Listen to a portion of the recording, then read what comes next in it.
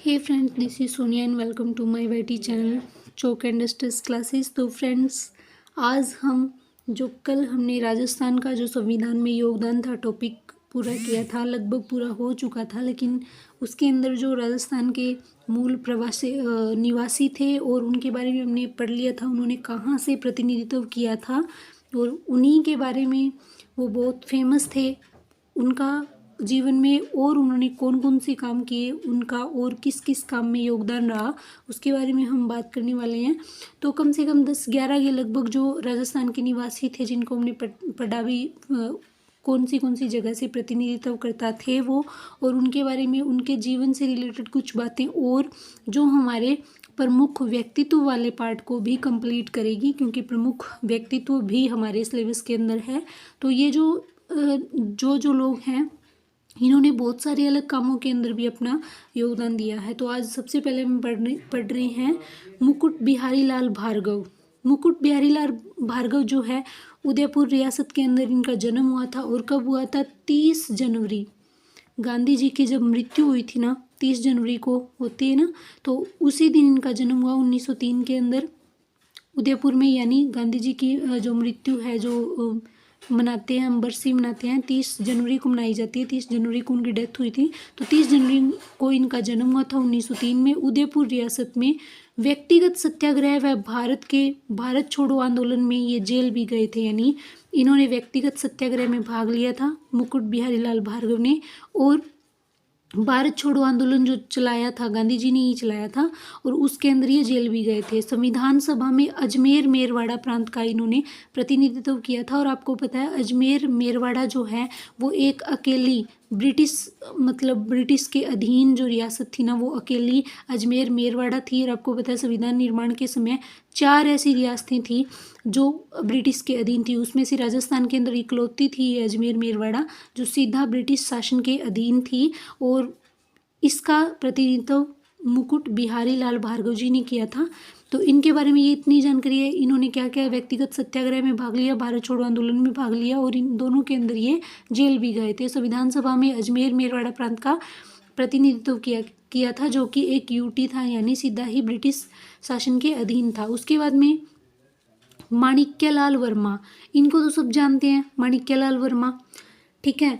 जन्म इनका 4 दिसंबर को हुआ 1897 के अंदर इनका जन्म हुआ था, भीलवाड़ा के बिजोलिया में, ठीक है। भीलवाड़ा के अंदर बिजोलिया नामक स्थान है ना, जहाँ से जो किसान आंदोलन है वो भी हुआ था, भीलवाड़ा के बिजोलिया के अंदर। और अजमेर में सत्याग्रह आंदोलन का संचालन किया। यानी ये इनका जन्म जो हुआ भीलवाड़ा के बिजोलिया में होता है 4 दिसंबर को। नेवी दिवस होता है ना, नेवी डे होता है, इंडियन नेवी डे मनाया जाता है 4 दिसंबर को। तो 4 दिसंबर 1897 के अंदर भीलवाड़ा के बिजोलिया में इनका जन्म हुआ, और अजमेर में सत्याग्रह आंदोलन का इन्होंने संचालन किया था अजमेर के अंदर। 1941 में मेवाड़ प्रजामंडल के प्रथम अधिवेशन की अध्यक्षता की थी इन्होंने। यानी मेवाड़ प्रजामंडल का जो पहला अधिवेशन हुआ था ना, उसके अंदर 1941 में हुआ था, है ना, और उसकी अध्यक्षता माणिक्यलाल वर्मा ने की थी। इसके अलावा इन्होंने 1948 में संयुक्त राजस्थान, जो तीसरा चरण था ना, आपको पता है 18 अप्रैल, ठीक है, 1948 में जो तीसरा चरण उदयपुर रियासत इसके अंदर शामिल हुई थी। तो संयुक्त राजस्थान उसका नाम रखा गया, और उसके प्रधानमंत्री के रूप में इन्होंने काम किया, ठीक है। उसके प्रधानमंत्री बने थे ये। 1963 में इन्होंने खादी ग्रामोद्योग बोर्ड की अध्यक्षता की। यानी 1963 के अंदर खादी ग्रामोद्योग बोर्ड जो बना, उसके अध्यक्ष ये रहे। संविधान सभा में उदयपुर का प्रतिनिधित्व इन्होंने किया था। कहाँ का किया था? उदयपुर का प्रतिनिधित्व माणिक्यलाल वर्मा ने, ठीक है। उसके बाद मोस्ट फेमस हस्ती जयनारायण व्यास। जयनारायण व्यास को तो हम जोधपुर के रिगार्डिंग बहुत सारे कामों में अग्रणी देखते हैं, पढ़ते हैं। और ये जो मुख्य व्यक्तित्व है ना, इनको हम इतनी बार पढ़ चुके हैं, अब तो ये अपने अपने से लगने लगे होंगे आपको भी, मुझे भी लगते हैं, मेरे तो ये सपनों में आते हैं, है ना। तो कुछ ऐसा ही लगा लिए, मजाक लगा लीजिए या हंसी मजाक में याद कर लीजिए कि ये जो है, एक तो साइकोलॉजी वाला पार्ट और एक ये वाले जो मुख्य व्यक्तित्व हम पढ़ रहे हैं, ये हमारे से अपने अपने से लगने लगे हैं, इतनी बार ये आँखों से दिमाग से निकल चुके हैं, ठीक है। तो जयनारायण व्यास जन्म 18 फरवरी 1899 के अंदर इनका हुआ, जोधपुर के अंदर, है ना, जोधपुर में इनका जन्म हुआ। 1923 के अंदर तरुण राजस्थान के प्रधान संपादक बने। ये तरुण राजस्थान है ना 1922 के अंदर आया और बनाया गया, और इसको तब नवीन राजस्थान के नाम से, इसका मेन नाम था नवीन राजस्थान, ठीक है। 1923 के अंदर इसका नाम बदलकर तरुण राजस्थान कर दिया गया, ठीक है। और इसके प्रधान संपादक जयनारायण व्यास रहे थे। 1936 के अंदर अखंड भारत के प्रकाशक रहे थे। ये 1900 अखंड भारत पुस्तक लिखी थी इन्होंने, और ये है ना सबसे ज़्यादा इम्पोर्टेंट है अखंड भारत, ठीक है। 1936 में अखंड भारत के प्रकाशक, और ये रेयर है, बिल्कुल ही किसी भी बुक में ये तथ्य आपको नहीं मिलेगा अखंड भारत वाला। बहुत ही जो बढ़िया बढ़िया बुक्स हैं उनके अंदर भले ही मिल जाए, नॉर्मल सी बुक में ये नहीं मिलेगा। तो 1936 के अंदर इसका सन भी याद रखना, और इसका नाम भी, और इसके ये प्रकाशक भी, जयनारायण व्यास।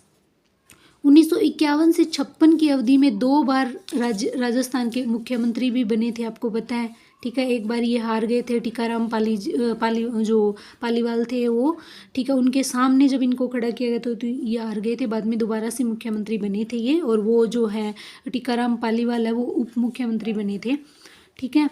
तो संविधान सभा में जोधपुर का प्रतिनिधित्व इन्होंने किया था। आपको पता है जोधपुर में बहुत सारे इन्होंने काम किए थे, तो जोधपुर के अंदर ही इनका जन्म हुआ था 18 फरवरी 1899 को। ये 3 काम इनके मोस्ट फेमस है। 1923 के अंदर तरुण राजस्थान, जिसका नाम पहले क्या था नवीन राजस्थान, 1922 में, 1923 में जैसे ही नाम बदला तब इन्होंने उसका संपादन किया, और अखंड भारत 1936 में इन्होंने प्रकाशित करवाई। 1951 से 56 की अवधि में 2 बार ये राजस्थान के मुख्यमंत्री बने, और संविधान सभा में जोधपुर का प्रतिनिधित्व इन्होंने किया था।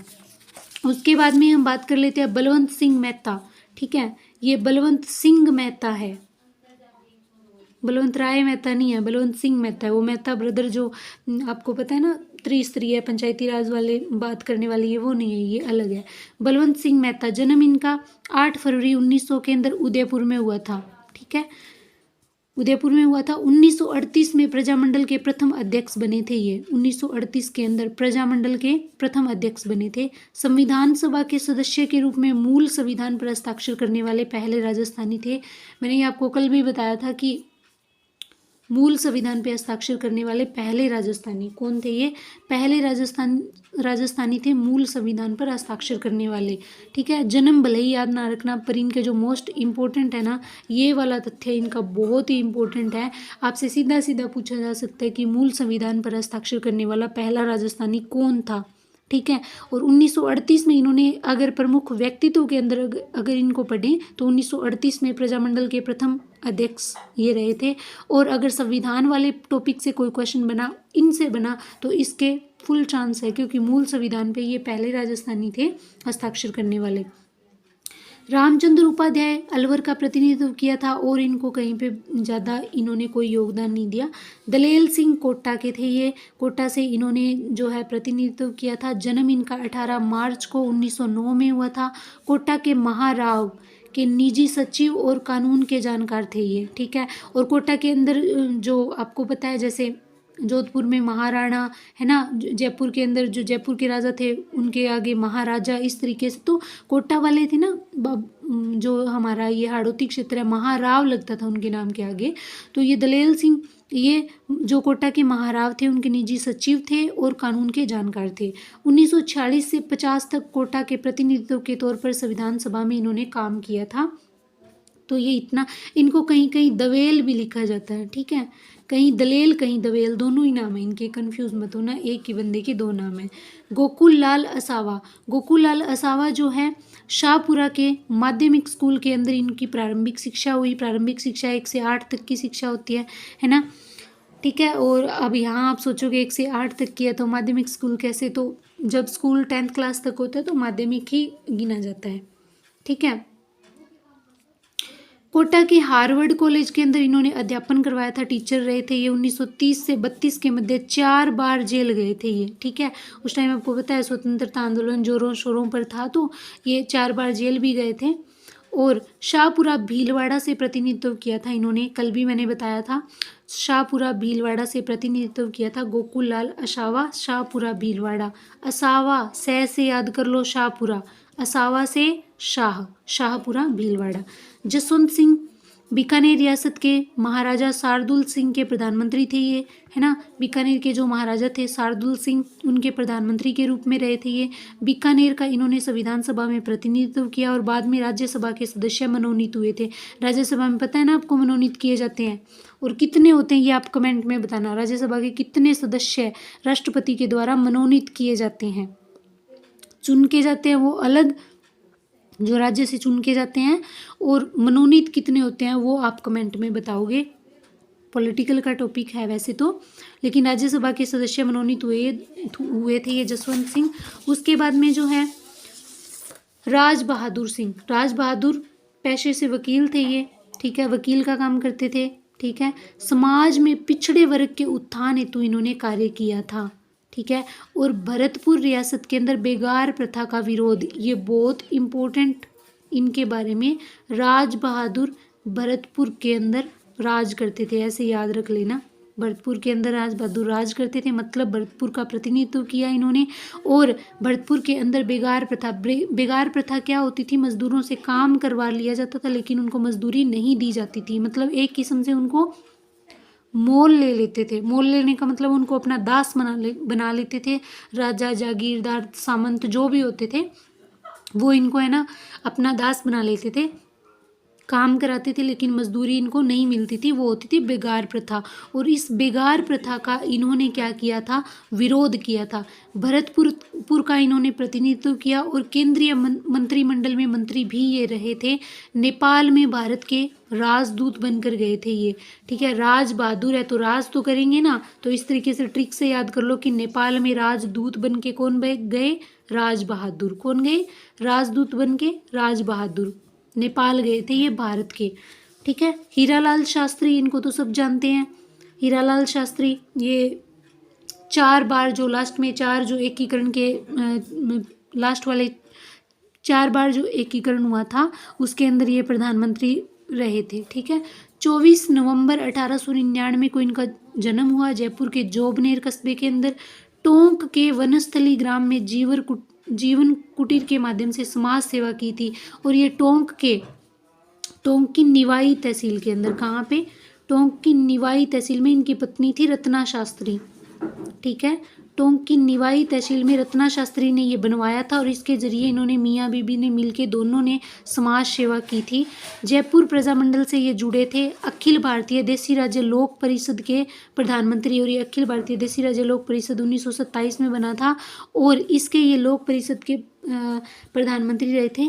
राज्य के प्रथम मुख्यमंत्री बने थे ये। सभी नागरिकों के समान अधिकारों की वकालत की थी। और ये मोस्ट इम्पोर्टेंट है, अगर सीधा सीधा लैंग्वेज क्वेश्चन बने ना तो उसमें ये पूछे जा सकते हैं कि सभी नागरिकों के समान अधिकार की वकालत करने वाले कौन थे, तो हीरालाल शास्त्री थे। संविधान सभा में इन्होंने जयपुर का प्रतिनिधित्व किया था। उसके बाद में सरदार सिंह खेतड़ी का प्रतिनिधित्व किया था इन्होंने। 1950 से 52 के बीच में ये संसद के अस्थायी सदस्य रहे। 1952 से 56 तक राज्यसभा के सदस्य भी रहे और 1958 से 61 के बीच में लाओस में सरदार जी कहाँ गए, लाओस में। सरदार जी कहाँ पे गए, लाओस में भारतीय राजदूत बन के गए थे। और भरतपुर का प्रतिनिधित्व करने वाले राज बहादुर कहाँ पे गए थे, नेपाल में गए थे भारत के प्रतिनिधित्व बन के या राजदूत बन के। और सरदार जी थे, ये सरदार सिंह थे, खेतड़ी का प्रतिनिधित्व करने वाले, ये लाओस गए थे भारत के राजदूत बनकर। और 2 ही इंसान हैं जो भारत के राजदूत बन के राजस्थान से गए थे, एक तो राज बहादुर और एक सरदार सिंह। 2 इंसान कौन से, जो संविधान सभा में भी भाग लिया था, जिन्होंने संविधान सभा के अंदर भी राजस्थान का प्रतिनिधित्व किया था और इन्होंने भारत के राजदूत बनाकर भी इनको भेजा गया था, ठीक है, लाओस के अंदर। और भरतपुर के राज बहादुर को कहाँ, नेपाल के अंदर। तो ये थे मोस्ट इम्पोर्टेंट जो संविधान सभा के अंदर जिन्होंने राजस्थान का प्रतिनिधित्व किया था। और ये राजस्थान के मूल निवासी थे। और प्रवासी भी आपको बता दिए गए थे कल, कौन से थे, 3 प्रवासी थे ना। और प्रशासनिक अधिकारी का भी जिक्र। अब ये जो टॉपिक है ना, इसके अंदर इसके अलावा और कुछ नहीं है।